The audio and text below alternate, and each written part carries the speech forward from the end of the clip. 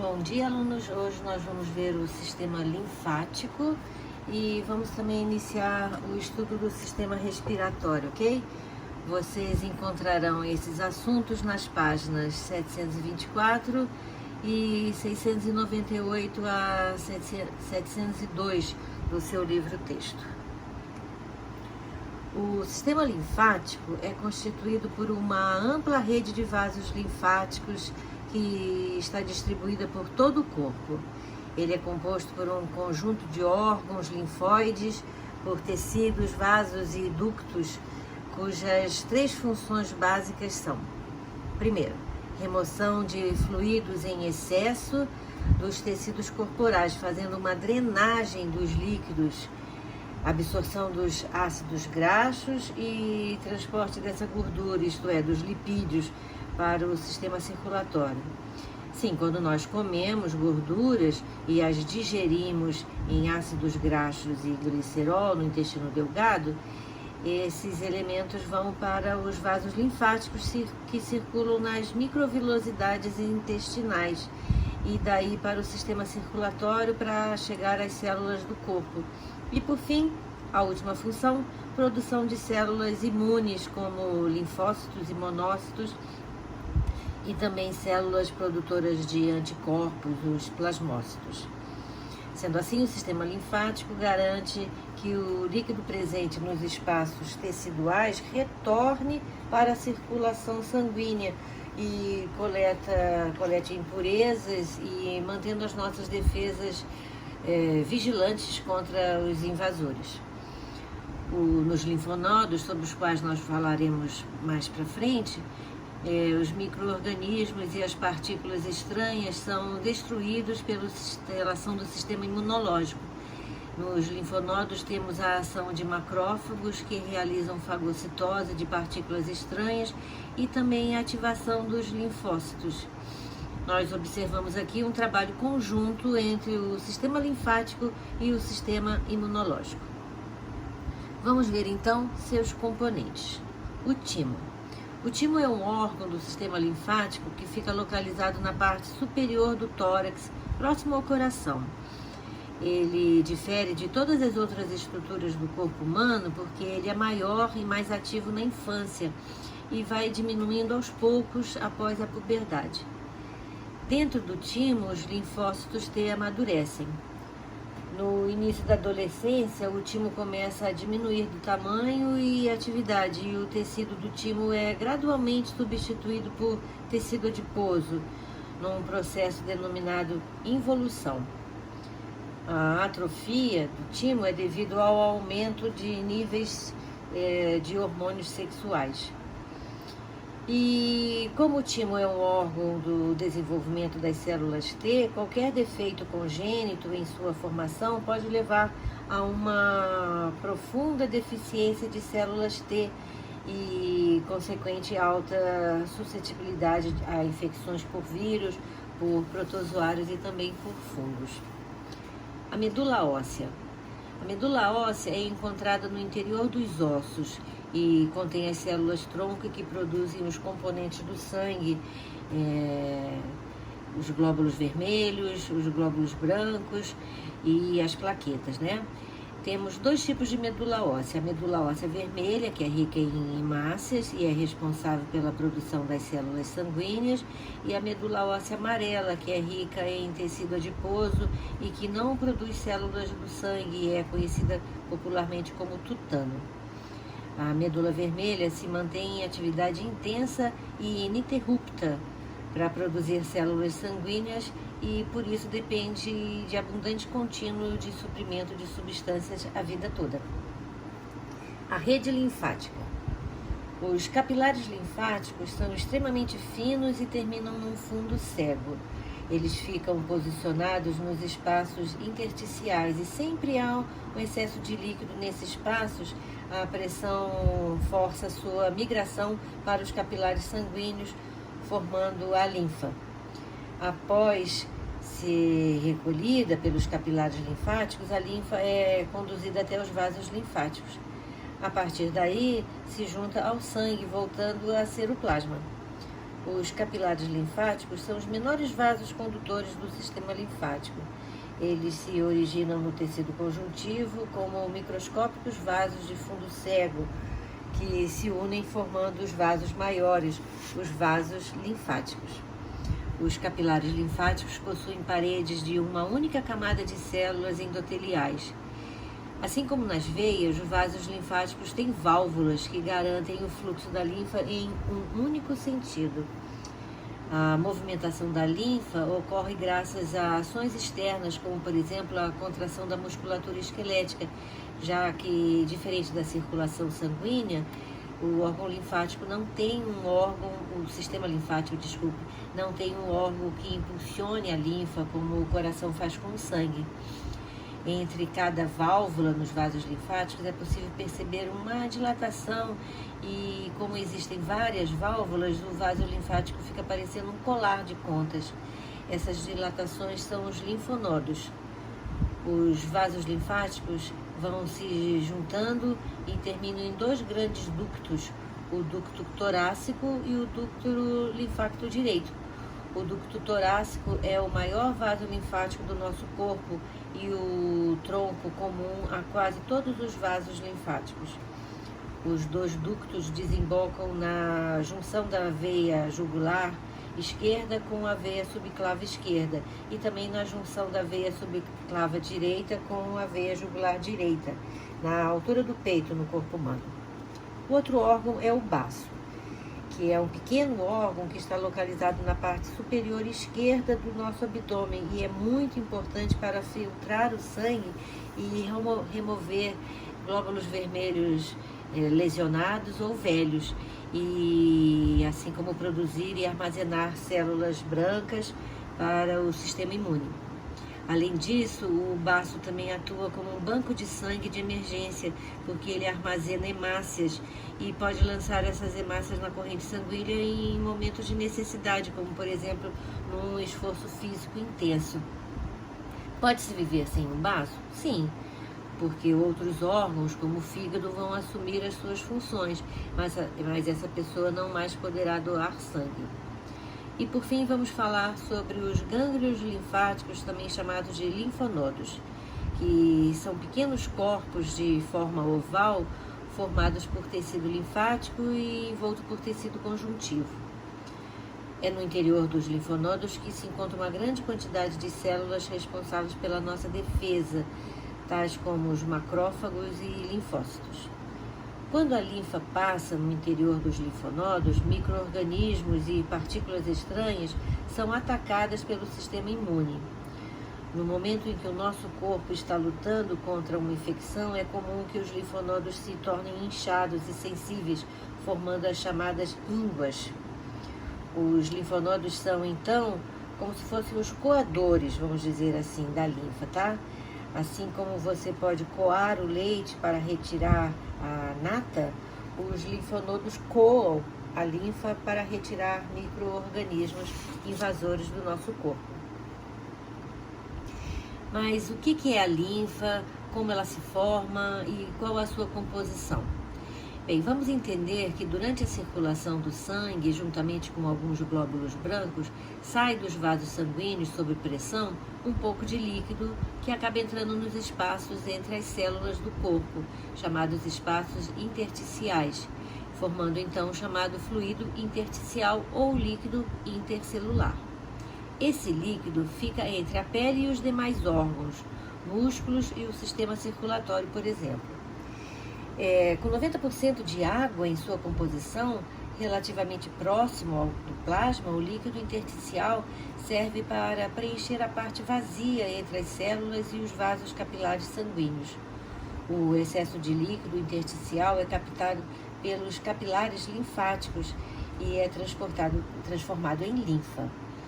A resistência ao fluxo nos capilares favorece o intercâmbio de substâncias entre o sangue e o líquido intersticial por difusão e por osmose, como a saída do plasma para o líquido intersticial.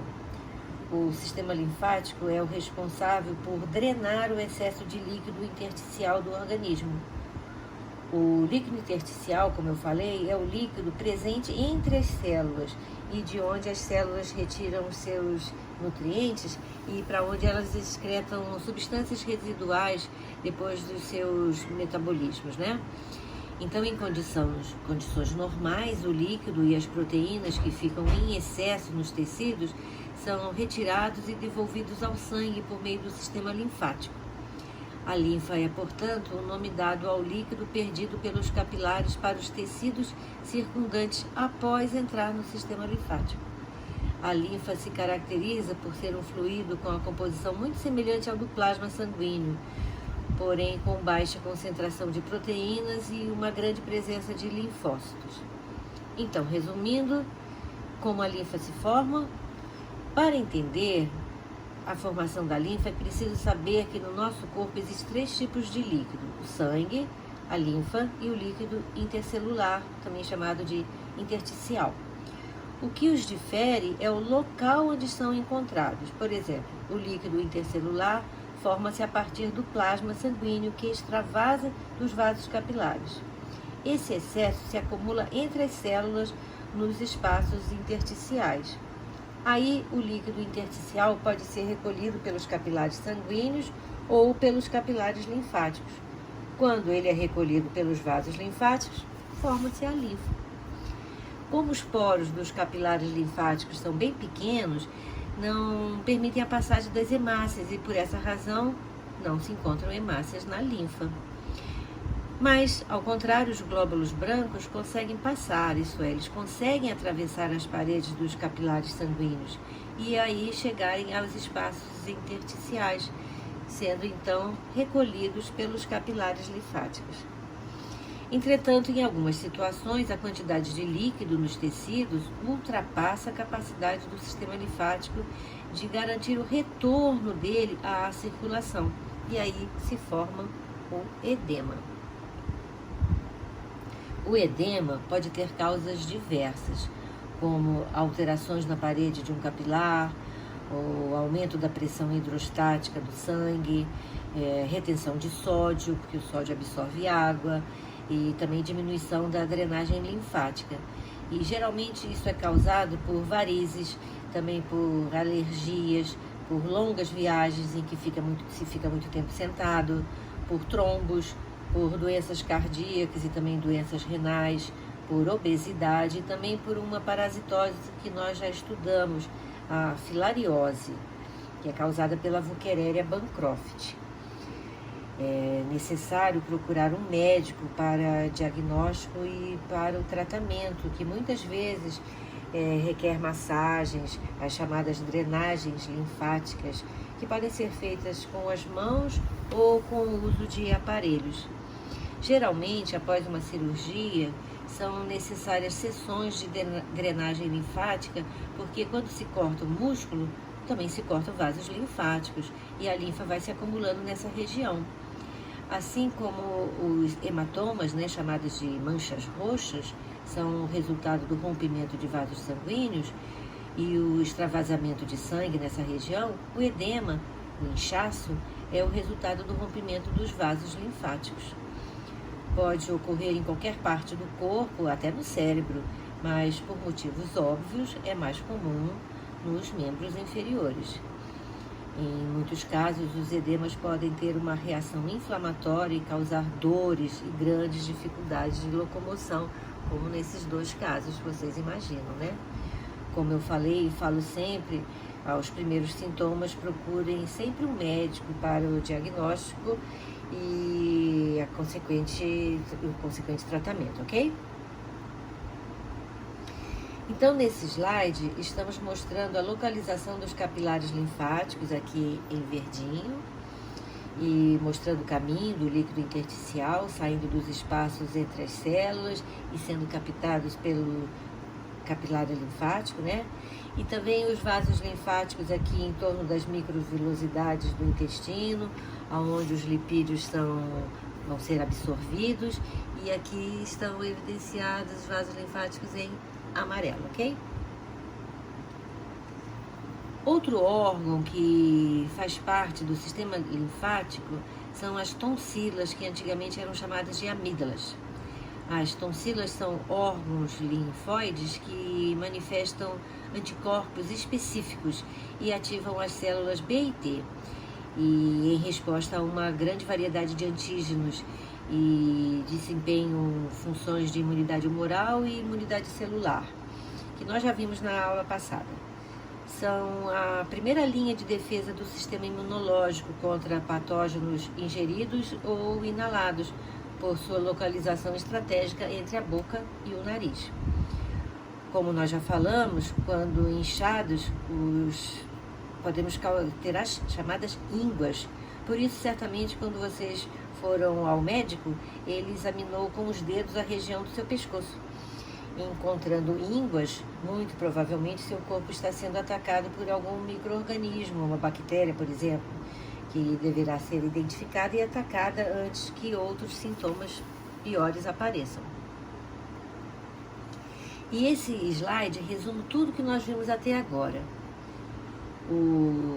Pela artéria aorta, o sangue sai do ventrículo esquerdo para todas as partes do corpo, né, levando para as células o oxigênio e nutrientes. E enquanto isso, esse sangue perde líquidos, né, para os espaços intercelulares. E esse líquido é absorvido pelos capilares linfáticos, que drenam a linfa e a conduz novamente à circulação sanguínea.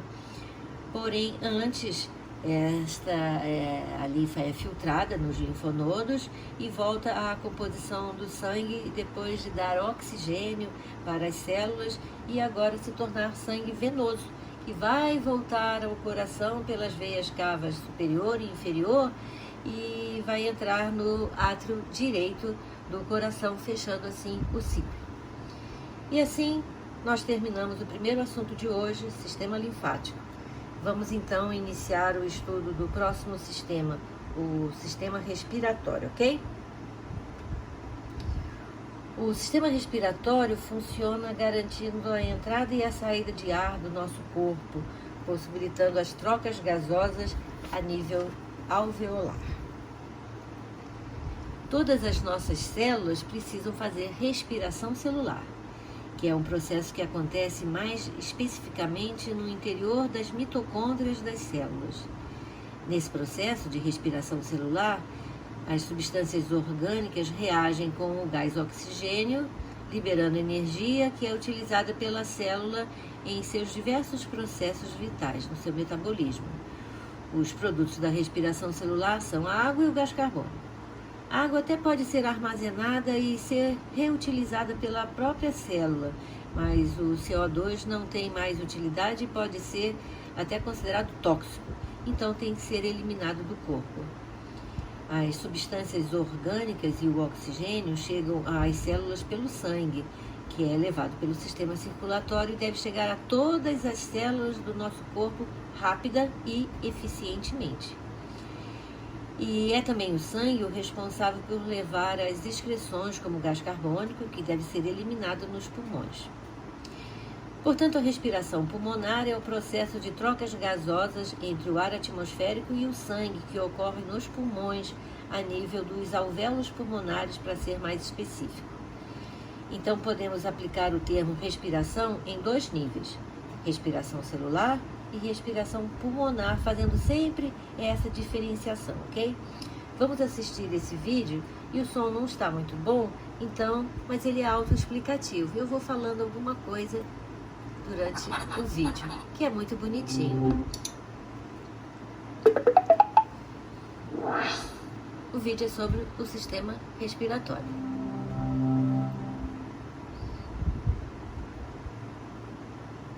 Take a big breath in. Hold it and breathe out.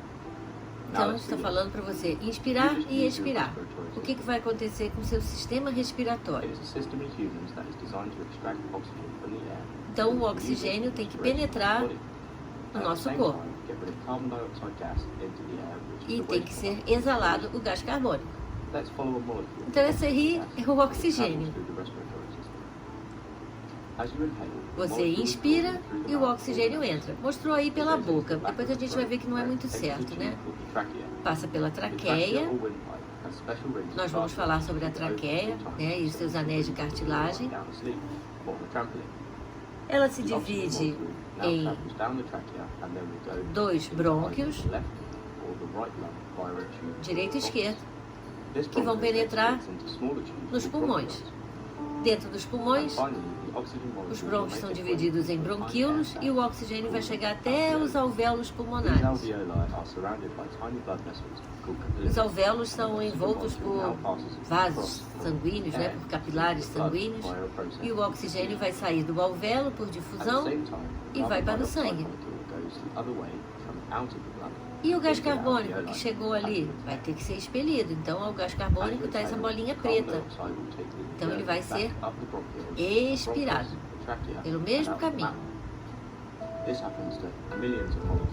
Isso, então, acontece milhões de vezes o dia inteiro, né? Nós temos cerca de 300 bilhões de alvéolos pulmonares. De 12 a 16 vezes por minuto a gente inspira. Mas também entram partículas, germes, por exemplo, que não deveriam entrar, né? Então tem que ser removidos, tem que ser destruídos. Se você olhar para uma traqueia com uma lupa, você vai ver, e nós vamos falar novamente, que ela possui um epitélio ciliado.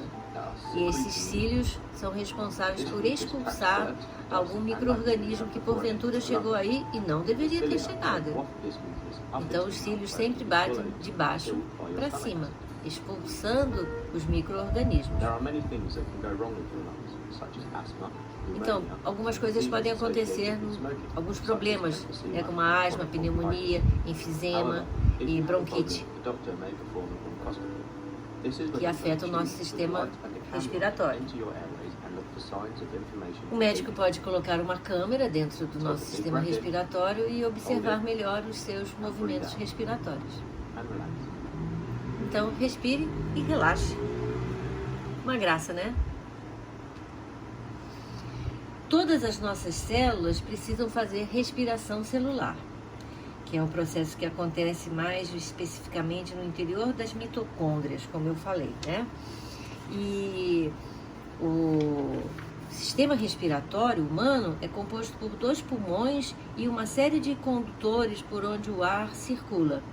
Esses condutores são chamados genericamente de vias respiratórias e são as cavidades nasais, a boca, a faringe, a laringe, a traqueia e os brônquios, e também os bronquíolos. A traqueia se divide em 2 grandes ramos, os brônquios, que penetram um em cada pulmão e vão se ramificar lá dentro, e cada vez em tubos mais fininhos, que são os bronquíolos. E na extremidade de cada bronquíolo, nós temos uma estrutura de paredes bem fininhas e ocas, que são chamados os alvéolos pulmonares. E é a nível dos alvéolos pulmonares que acontece a hematose, que é o fenômeno que o oxigênio do ar atmosférico passa para o sangue e o gás carbônico que estava no sangue passa para os alvéolos. Então, nesse processo, o sangue venoso se torna arterial, e sobre isso nós vamos falar novamente na próxima aula, ok?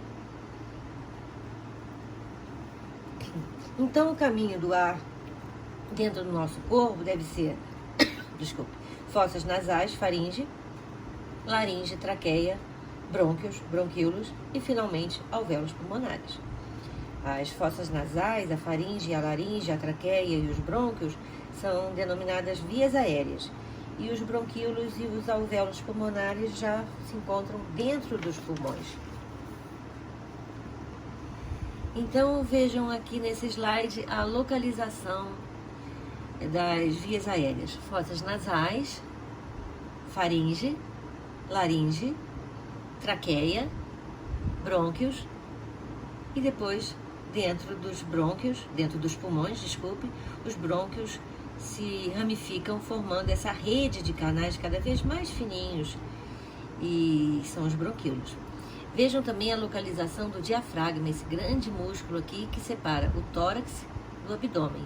Exclusivo dos mamíferos, ele é o principal músculo respiratório, que nós vamos falar sobre ele na próxima aula. Vamos então ver cada uma das partes do sistema respiratório, começando pelas fossas nasais. As cavidades nasais são duas cavidades que são paralelas, que começam nas narinas e terminam na faringe. Elas são separadas pelo septo nasal, que é uma parede cartilaginosa. As fossas nasais são revestidas por um epitélio que as protege e produz diariamente cerca de meio litro de muco, que é um fluido pegajoso que escorre para o fundo da garganta e é engolido juntamente com a saliva.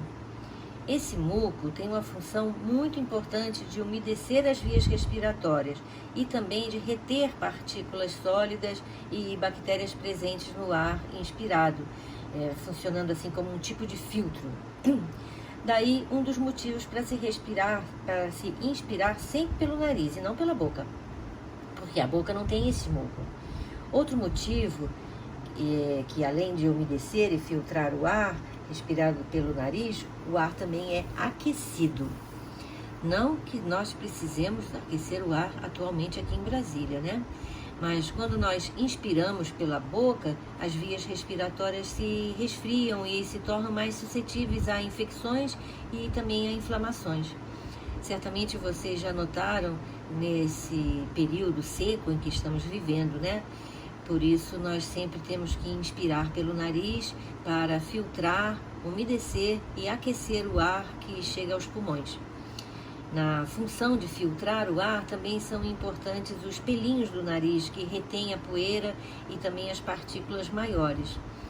A limpeza das fossas nasais deve ser feita diariamente e, atualmente, com essa secura que estamos enfrentando, podemos usar o soro fisiológico para a limpeza também.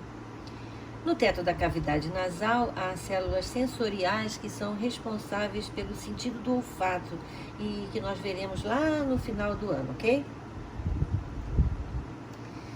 Quando nós inspiramos o ar, ele penetra pelas narinas e passa pelas cavidades nasais, chegando à faringe. A faringe é um canal compartilhado pelos sistemas digestório e respiratório. Da faringe, o ar vai para a laringe, que é um órgão em forma de tubo que é constituído por peças cartilaginosas articuladas. Uma das partes cartilaginosas da laringe é chamada proeminência laríngea, que é popularmente chamada de pomo do Adão. Uma saliência na parte anterior do pescoço que é mais desenvolvida nos homens do que nas mulheres. A entrada da laringe é chamada de glote. Acima da glote está a epiglote, que funciona como uma válvula. Por exemplo, quando nós engolimos, a laringe sobe e sua entrada é fechada pela epiglote e assim impede que o alimento entre pelas vias aéreas e chegue ao pulmão, causando então um engasgo, a tosse e a devolução do alimento à boca. Já falamos sobre a epiglote quando nós estudamos o sistema digestório, lembra? É muito importante que ela esteja funcionando bem, porque engasgo pode causar a morte de crianças e também de pessoas idosas. É muito importante que a pessoa engasgada tussa para expelir o alimento que está bloqueando a epiglote e assim impedir maiores consequências. Em alguns casos, esse engasgo é resolvido pela própria pessoa ou com um tapinha nas costas, mas em alguns casos se faz necessário um procedimento específico feito por uma pessoa que tenha conhecimento em primeiros socorros. O revestimento interno da laringe tem as chamadas pregas vocais, que podem produzir sons durante a passagem do ar. Graças à ação combinada da laringe, da boca, da língua e do nariz, podemos articular palavras e produzir diversos tipos de som. A voz humana é produzida na laringe. Dentro da laringe temos duas dobras de músculos chamadas de pregas vocais. Para produzir a voz, essas pregas vibram com a passagem do ar durante a expiração. Durante a fonação, isso é, a formação das palavras, o ar da respiração produz uma vibração das pregas vocais que estão fechadas, o que resulta num som complexo. Entre os sons vocalizados são produzidos segmentos mudos da corrente respiratória, que são emitidos entre as pregas relaxadas. A voz é produzida a partir de um som básico gerado na laringe a partir das vibrações das pregas, então. Quando nós respiramos silenciosamente, as pregas vocais ficam abertas, ou seja, afastadas entre si, para permitir a entrada e a saída do ar. O ar, então, passa entre as pregas vocais e faz com que elas vibrem, produzindo o som. Essa vibração se dá graças aos músculos da laringe. Aí eu faço uma perguntinha para vocês. Quando vocês acham que o gênero Homo pôde emitir sons, isso é, pôde falar durante a sua evolução? Quando nós podemos falar? Sim, porque nossos antepassados não falavam, né? Resposta: quando nos tornamos totalmente bípedes, isso é, quando nós liberamos a boca, que era anteriormente utilizada para carregar coisas, né? Como muitos animais ainda o fazem. Muito interessante, né? Muitos cientistas se dedicam ao estudo do início da comunicação humana por meio da linguagem, o que certamente surgiu da necessidade de compartilhar informações importantes para a sobrevivência do indivíduo e da espécie. Vamos assistir esse vídeo bem legal, mostrando o funcionamento das pregas vocais. Os cantores aprendem técnicas de respiração para melhorar o funcionamento das pregas vocais e manter a voz sempre jovem e bonita.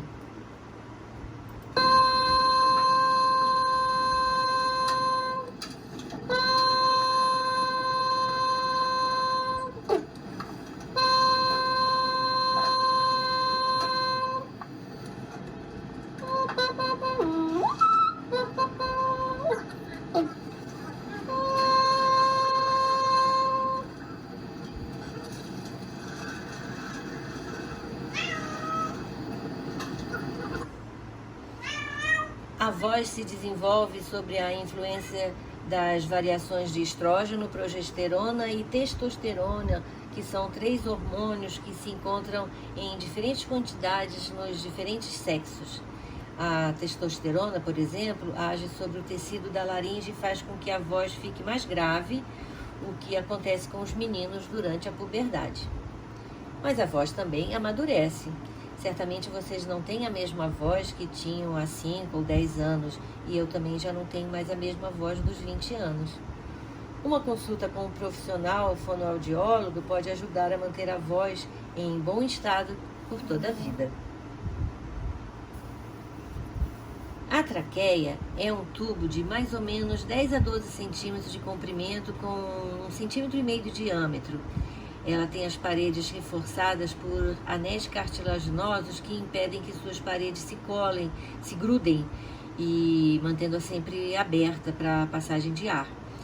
Ela está situada abaixo da laringe e é revestida por um epitélio ciliado que bate, como eu falei, sempre de baixo para cima, na intenção de expulsar qualquer partícula sólida, por exemplo, uma bactéria, que porventura tenha chegado até aí e não deveria. Esses cílios, ou melhor, as células ciliadas, podem morrer. E o que pode causar isso? O cigarro, por exemplo.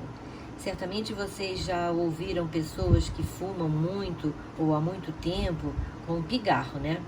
E o que é o pigarro? Na tentativa de se proteger, de se defender do ataque causado pelo fumo, o epitélio da traqueia produz mais muco e esse excesso causa o pigarro e às vezes a tosse do fumante. Aí o muco passa a faringe e é deglutido. Aqui nessa figura nós vemos uma técnica médica denominada traqueostomia. A traqueostomia é um procedimento cirúrgico onde ocorre a abertura da parede anterior da traqueia, fazendo uma comunicação da traqueia com o meio externo, com o objetivo de dar ao paciente uma possibilidade de respirar. Essa técnica é indicada quando há acúmulo de secreção traqueal, inativação da musculatura respiratória ou para promover uma via aérea estável em paciente com intubação traqueal prolongada. Serve como uma alternativa segura para que a pessoa consiga respirar por algum meio, já que não há possibilidade de fazê-lo pelas vias aéreas. O médico realiza uma incisão na traqueia e em seguida insere uma cânula que gera um canal de passagem de ar para o meio externo, né? Este método tem aumentado durante a pandemia de Covid-19, uma vez que quem é acometido por essa triste e terrível doença pode ter complicações respiratórias sérias. Bem, alunos, por hoje é só. Ficamos por aqui. Na próxima aula, teremos a segunda parte do assunto sistema respiratório, ok? Então, até a próxima.